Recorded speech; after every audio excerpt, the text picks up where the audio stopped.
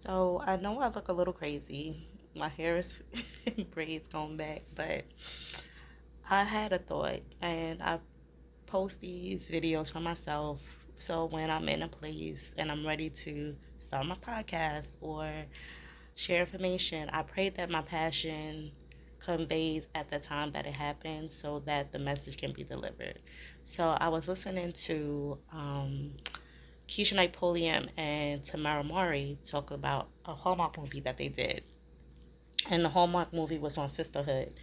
And I'm in a season right now where I'm learning how to give myself all the things that I've ever wanted, where whether it's love, attention, validation, all these things that I wanted to give myself, and realized, over the years, I've attached myself to people to get that validation. So now I'm in a season of changing all that to make myself or give it to myself and stop looking for it from other people. So, and listening to the story and the plot line is just talking about sisterhood and how that looks and how it sounds and how it feels about holding each other accountable, being honest with ourselves, being transparent with ourselves. And I didn't watch the movie yet. I just had a thought to ponder and on the matter.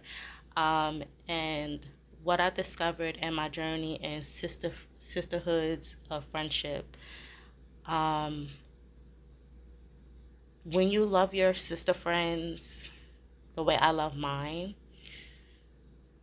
even in your anger, the love doesn't leave.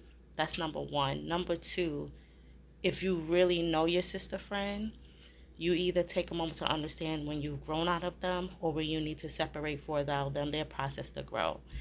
And the other side of that is I struggle with fear of celebrating myself because I was so concerned on who wouldn't show up for me. And my dear friend and her sister helped me get to the point of focus on the ones that you know are going to show up.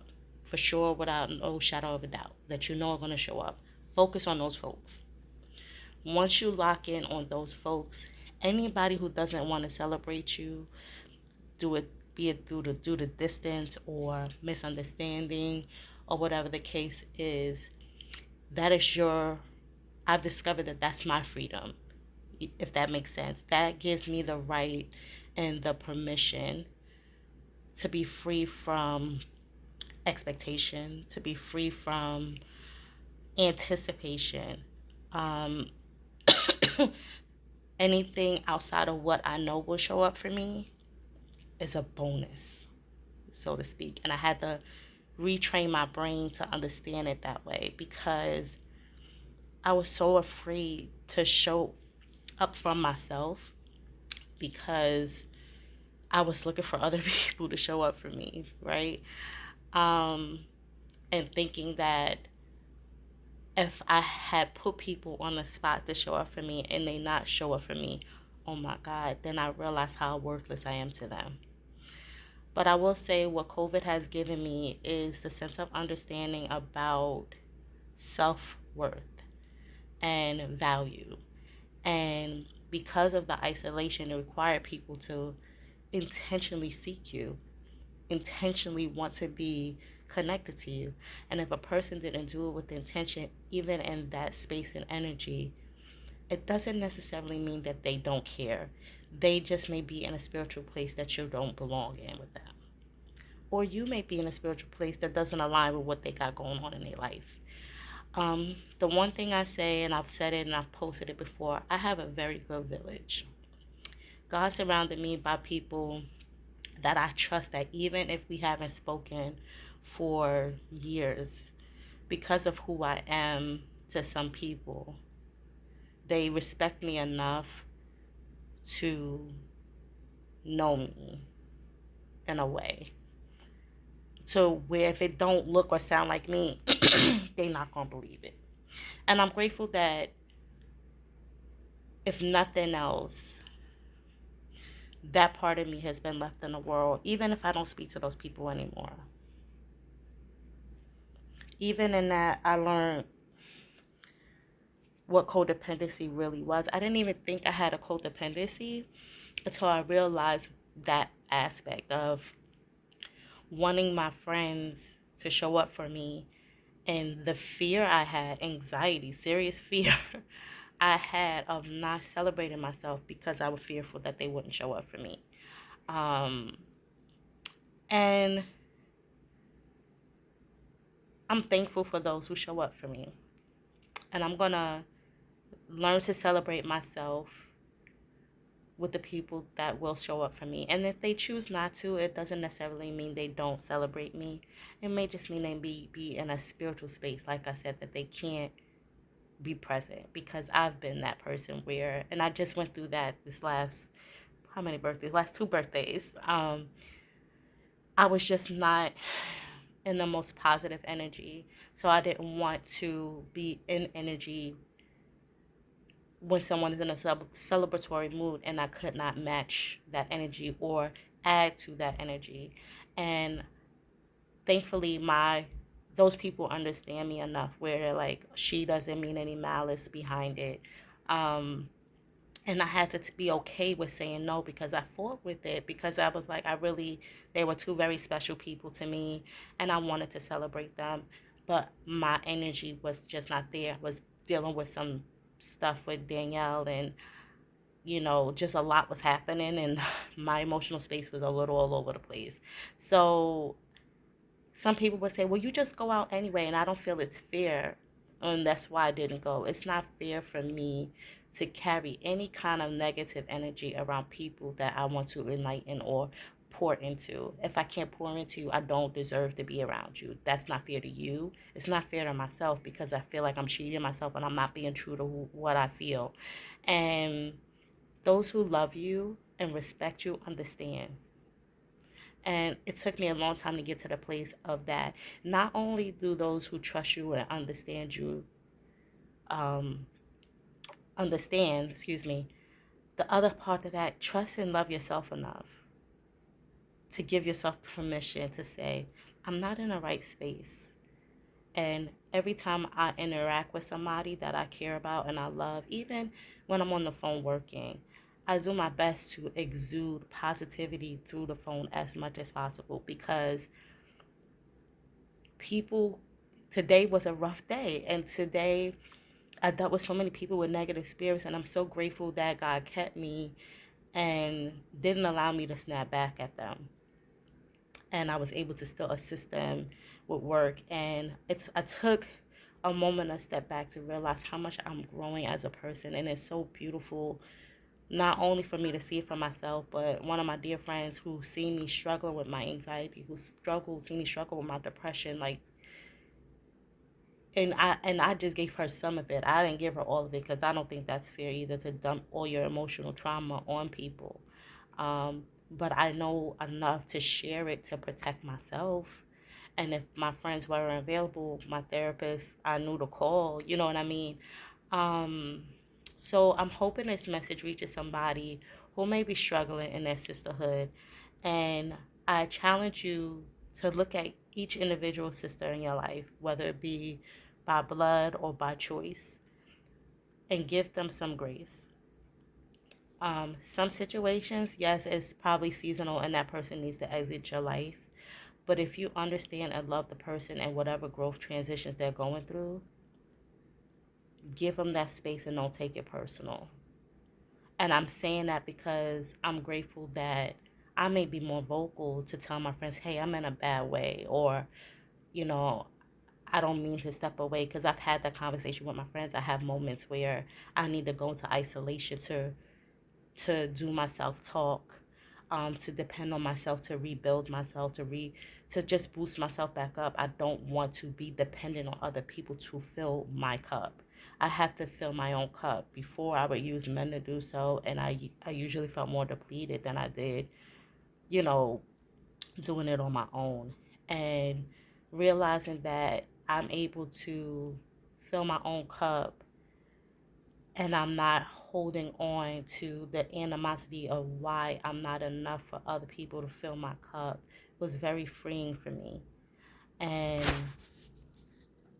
I'm just grateful for growth. I'm grateful for change.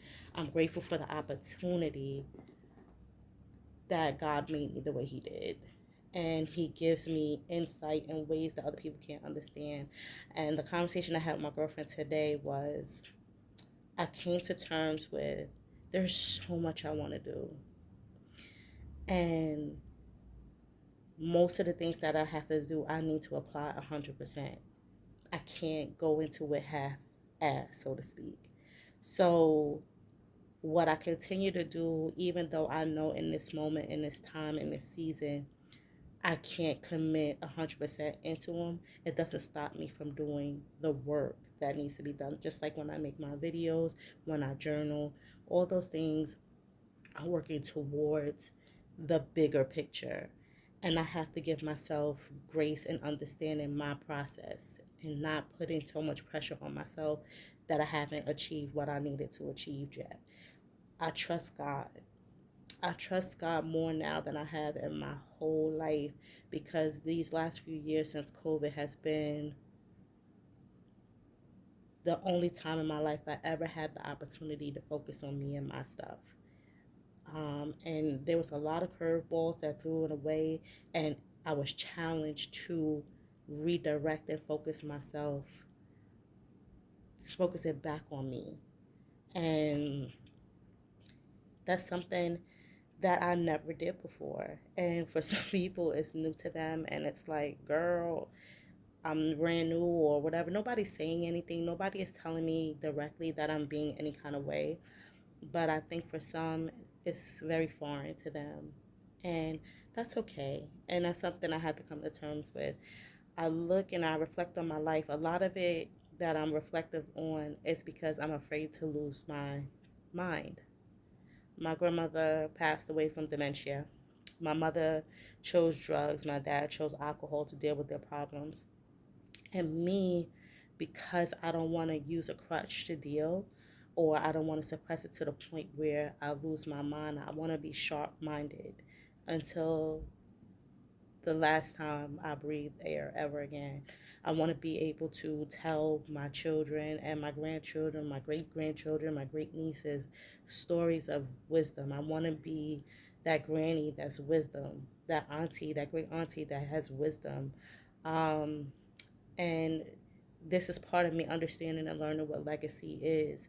Your legacy is not about the money that you spend or leave your children. The legacy is the seed you plant. Money helps for them to build up for a foundation, but for them to have core character of who they are, it has to start with humility. And one thing that I'm grateful for that may not be received by some right now in my family that I hold dear to me is just that. My legacy is going to be my words of wisdom. And I say that I post things on social media because when I close my eyes, my words live and touch and remind every person that mattered to me.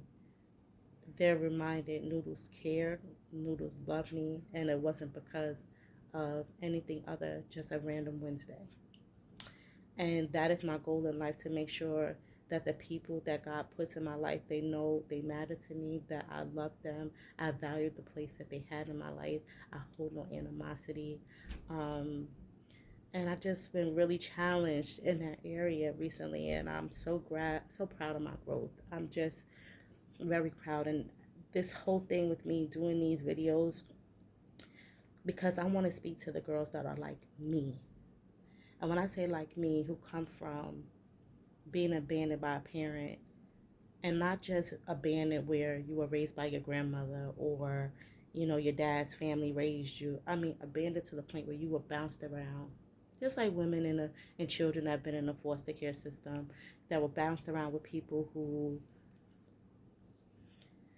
they cared or they loved you in the moment, but you weren't their priority. I'm speaking to those people, and not just women. I'm speaking to men the same. I'm speaking to those people who know what it feels like to not be a priority. And all of us have different ways of coping with that. We develop codependency situations, or we become controlling. And that was another part of how I transitioned into this topic, is because Shawnee O'Neal was talking about, she wanted her viewers to send her some questions for a TED talk or whatever she was about to do, and basically she said something. Somebody asked a question about controlling people or controlling men, and I really don't like having the. I hate everything to be gender specific. Like, we don't have controlling women, and I can only speak from I can speak from both perspectives by my experience. So when I look at controlling men, there was something in their child and their adolescence that they did not have control over. And it did such a number on them that they project that control on people that they care about. And with women, it's kind of the same thing. There was an area of their life where they didn't have control, where they were violated or not heard. So they project their control and their power to maintain that control. And that's just me generally speaking. That's not me going into detail, but I feel like it's so important for us to heal those childhood wounds, because some of us, we live, like I've done it, lived in a very, how you call it, mundane life, so to speak. Like, it's easier not to feel, don't address any feelings, and just go on with life.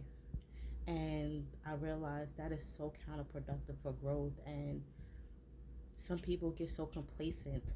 That's the word I really want to use. So complacent and staying in that space, that when it's time for them to engage and interact with other people in a more romantic setting, they lose it in a lot of ways. Like, they lose the understanding of why complacency,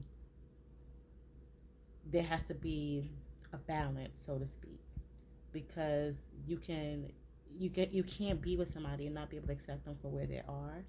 I think understanding change comes with time, and you have to be patient. I'm learning so much in this this time. I'm dating again, and I had to have a conversation with someone that I'm dating, and I was just like, you really have to be more patient. You have to trust yourself, trust your instincts, and anything that makes you uncomfortable, address it. Find a way to address it. If the person is unreceptive, then move on. It's okay. But I'm going to close this out because I've talked a little longer than I anticipated. I really wanted this to be a shorter video. I probably will tweak it and edit it when I get to this. But this marks for October 4th, um, 2022. I don't know when these videos will ever get out. I don't know when um, these topics will ever be addressed and discussed. But where I am in my life right now, I just, in this very moment, with some of the things that are pressing that would be stresses for me normally, I just feel that God got me. I just feel like God got me. And I know what I need to do. I'll do what I know what I need to do, and continue to ask for direction and guidance and those things I need direction and guidance in. So, all that being said, on sisterhood and growth and forgiveness and all those things, I wish you guys the best in your journey of discovery of yourself, and understand it's the truest sentiment to, you can't require from anybody what you can't give to yourself, whether that be love, attention, validation, gratification. Give all those things to yourself. Be fulfilled in yourself, because even if you find a loved one that can give it to you, what happens if you lose that one loved one? When God brings them home, there's nothing you can do about it. What do you do then? You don't want to be that person asking, how do I live without this person? That's include your significant other and your children. Um, I'm learning a lot of life lessons right now, a lot, and I'm just grateful for just having the mind to know and learn and just be in the moment. I'm just grateful. So I'm going to go ahead and sign on out. Everybody be blessed. Have a great night. Have a great day. May you be encouraged by these words, and hopefully, when I do this, it's gonna be a lot more cleaner and more edited. But I like these rough drafts. It gives me perspective. Um, and I like to see how I've changed and how I've grown and how I've done my videos, because I feel like today was my first video that I actually feel good. Like, I feel like I'm talking like myself. I'm not trying to talk like anything else. In my other videos, I was very not confident in how I was conveying my information. I was getting the information out, but I didn't feel as confident. It felt very forced. Today it didn't feel forced. So that's always a good thing. Developing a podcast, developing anything that requires social opinion is very hard, because you have to have a thick skin, because there's going to be people who disagree with you, and you have to be in the right space and mind frame to be able to handle the ridicule. And I'm going to this wanting to be a part of other people's platforms, because I feel like I really have something to say that's going to bring value to the world. And I'm just waiting my turn. Really, I'm just waiting my turn and doing my work here in hopes that one day it'll all make sense, it'll all come together, and I could just execute. For me, this is all about building content, this is all about building conversation, and going from there. So, yeah. So that was good. I'm gonna go ahead and close out. I said that like 3 times. I'm exhausted for some reason. It's only like 9:30. But have a great night, everyone. Take care. Love you all.